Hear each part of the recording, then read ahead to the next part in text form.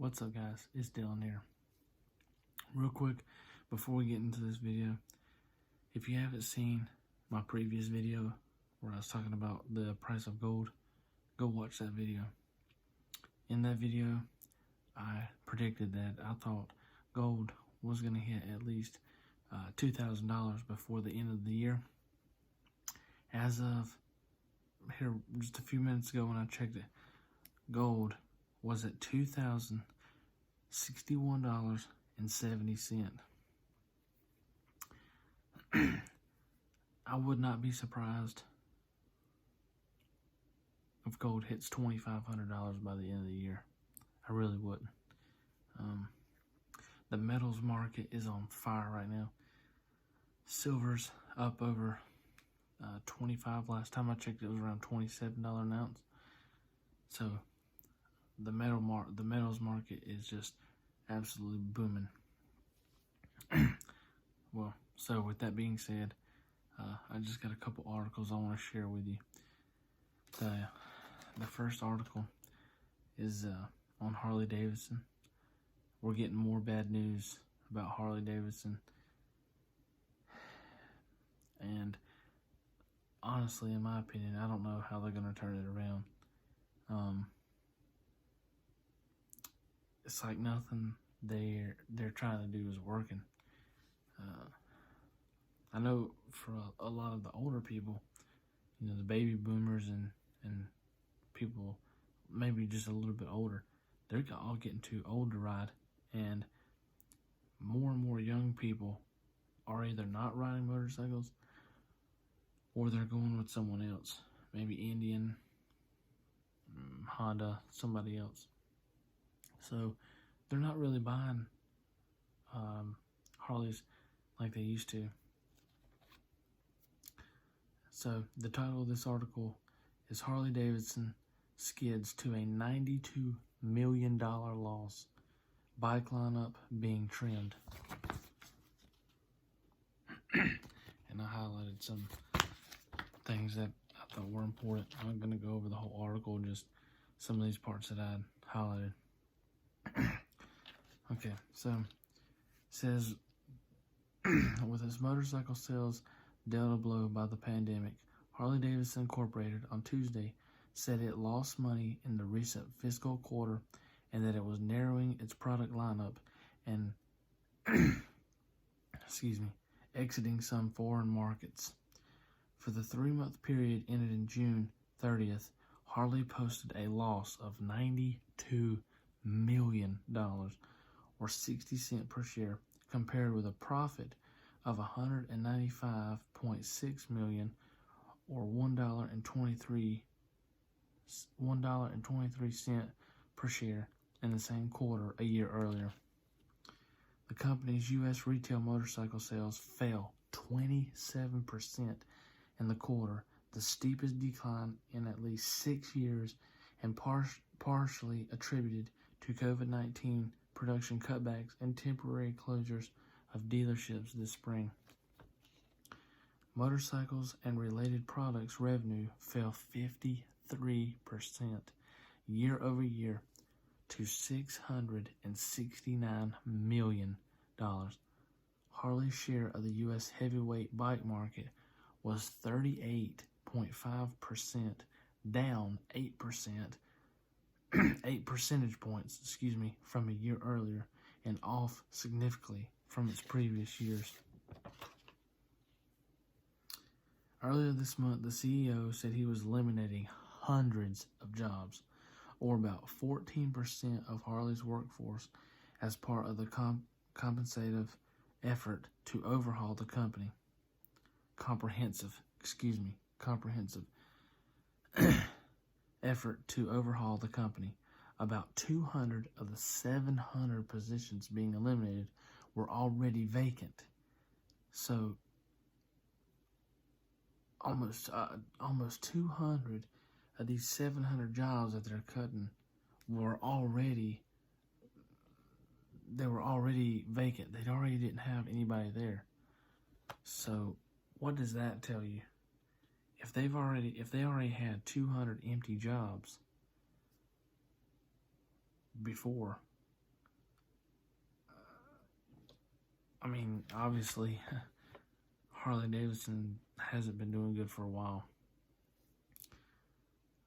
And the remaining 500 would be gone by the end of the year.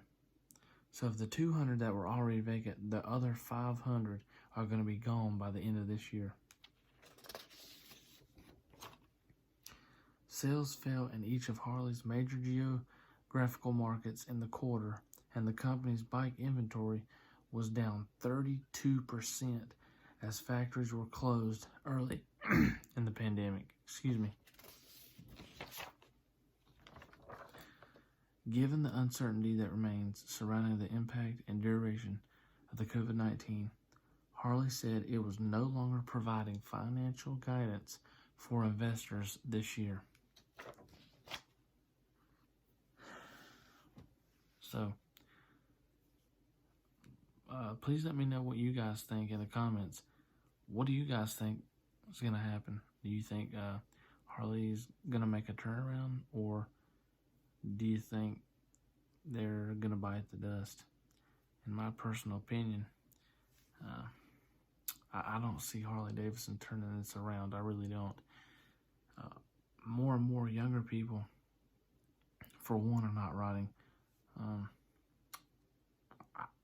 I think,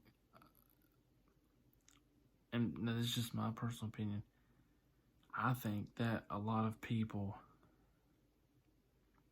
feel like it's too dangerous to ride. I mean, I still know some people that ride, but overall, I think that, there's more and more cars on the road, and plus people just don't look out for people on motorcycles. So I think that plays a big part in this, and I think that's, one of the big reasons why Harley Davidson is in such trouble. So, like I said, I don't know where this goes from here, but it can't be good, because let's say Harley Davidson goes bankrupt. That's going to be even more people, hundreds, if not thousands, of more people out here in the job market looking for jobs, and in the middle of all this crap going on. Where are these people going to go? Where are these people going to find jobs? And especially jobs that maybe, especially if they were white-collar jobs, where are these people going to go that makes that kind of money? That's something that these people have to think about. You're not just going to be able to go out and probably find what you were making there. So, I hate it. I hate it for these people. I really do. It's awful to see people lose their jobs and all the stress and everything that comes with losing your job. So hopefully, these people who lost their jobs, hopefully they can find something else. And I know things are really bad right now, but I really hope those people find something else.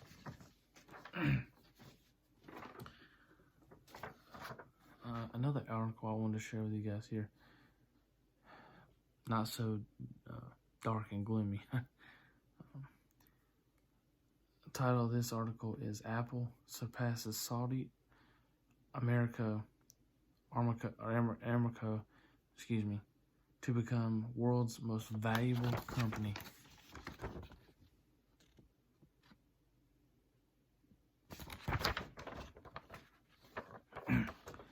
Apple is now the world's most valuable company. It surpassed Saudi Aramco,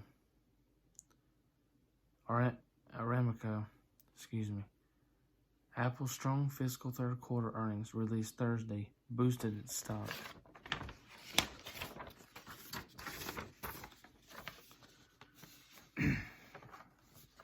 Apple shares closed up 10.47% Friday, giving a market valuation of $1.84 trillion. trillion with a T. Saudi Aramco, which had been the most valuable publicly listed company since its market debut last year, now trails at 1.76 trillion as of its last close. Apple's strong fiscal third quarter earnings released Thursday boosted its stock as investors rallied behind the company's 11% year-over-year growth. That's outstanding. 11% year after year growth. Apple also announced a 4-for-1 stock split. So that's really good. The company has recovered from its pandemic low point in March. Shares are up more than 44% this year. Despite COVID-19 headwinds, Apple grew revenue in every segment and geography, beating consensus revenue by 14% as ecosystem engagement rises, Morgan Stanley analyst wrote in a research note Friday.